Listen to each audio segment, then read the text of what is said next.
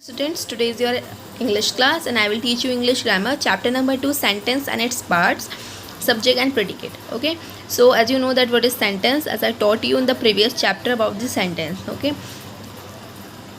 आपको पता होगा कि सेंटेंस क्या होता है. मैंने आपको पहले चैप्टर में भी सेंटेंस के बारे में बताया था. हमारा फर्स्ट चैप्टर सेंटेंस पर ही था, तो आप पीछे से आप फर्स्ट चैप्टर से आप रिवाइज कर सकते हैं सेंटेंस के बारे में. So let's start the chapter. So introduction. Parts of a sentence. A sentence is mainly divided into two parts. Sentence दो पार्ट्स में डिवाइड होता है, subject and predicate. Okay, so here is the definition of subject. Let's read. The person or the thing that is being spoken about in the sentence is called the subject of a sentence. कोई भी इंसान या फिर कोई भी चीज़ जिसके बारे में सेंटेंस के अंदर बात की जा रही है वो हमारा सब्जेक्ट होता है.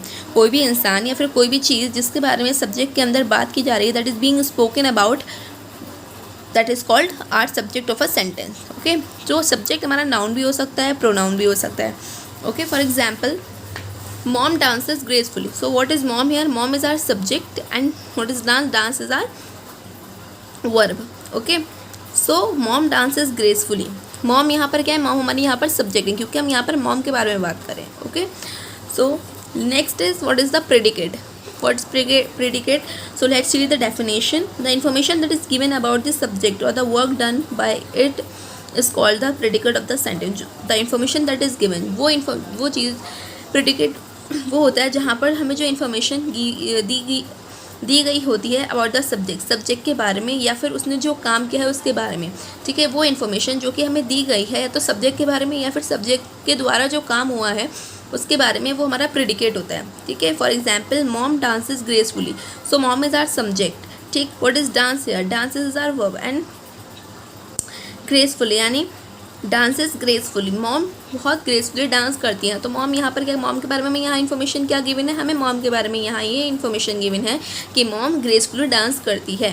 ठीक है, तो ये क्या है? हमारा प्रेडिकेट है. यानी जिसके बारे में, जिस सब्जेक्ट के बारे में हमें कोई इन्फॉर्मेशन दी गई है या उसके द्वारा जो काम हो रहा है वो बताया जा रहा है, उसे हम कहते हैं प्रेडिकेट. और सब्जेक्ट किसे कहते हैं? कोई भी पर्सन या फिर कोई भी चीज़, कोई भी इंसान, कोई भी चीज़ जिसके बारे में सेंटेंस में बात की जा रही है वो हमारा होता है subject. Okay, now simple and complete subject. Now the next topic is simple and complete subject. So I will teach you what is simple and what is complete subject. So first let's read the definition of simple subject. A simple subject is the main noun or pronoun about whom the sentence is. Okay, simple subject क्या है? Simple subject हमारा main noun या फिर pronoun है जिसके बारे में sentence की बात की, जिसमें के बारे में सेंटेंस है या सेंटेंस की बात की जा रही है. ठीक, फॉर एग्जांपल, द बॉय. तो यहाँ पर बॉय क्या है? बॉय एक मेन नाउन या फिर प्रोनाउन है जिसके ऊपर सेंटेंस है. Okay, now what is complete subject? A complete subject includes the main noun और प्रोनाउन. कंप्लीट सब्जेक्ट जो है उसके अंदर मेन नाउन या फिर मेन प्रोनाउन होता है and all the words and phrases that describe, और उसके बारे में, ठीक है, उसके बारे में जितने भी वर्ड्स हैं या फिर फ्रेजेस हैं उसे डिस्क्राइब करते हैं, वो सिंपल या फिर किसी उस पर्टिकुलर मेन नाउन या pronoun. They are placed before the verb, और ये क्या होते हैं?